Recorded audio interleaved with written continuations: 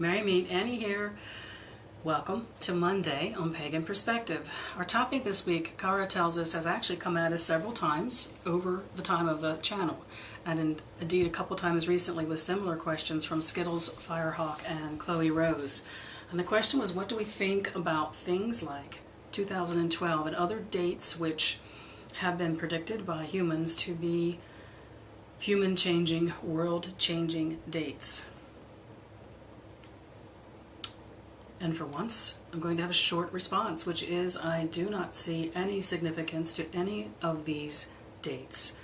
To me, it is as if in ancient times and modern too, we put a cross on a day, on a calendar, and pin our hopes on some kind of change.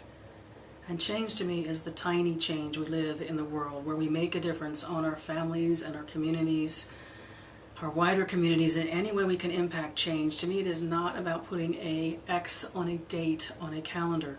I appreciate that many of these dates, there have been wise men and wise women who have predicted that these dates would have impact and power, and I have no doubt that their power lies in what is believed by their believers will happen leading up to or on that date. I have no doubt that they can be very influential.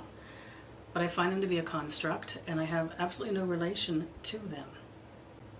I appreciate that there are, in hindsight, dates we could go back and put an X on the calendars of the history of our kind and know that something drastically changed at that moment. But I do not believe that looking forward, we can construct those dates.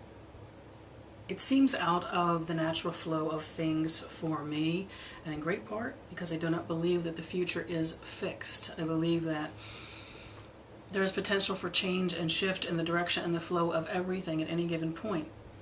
So I cannot see putting X on a calendar or a tack on a date and say this is a date something will happen. The power of living in belief of that is immense, but the supposed power of those momentous dates that have been determined are not something that I relate to. I'm interested in hearing what others think on this particular topic. I wish you mirth and reverence. Mary Part.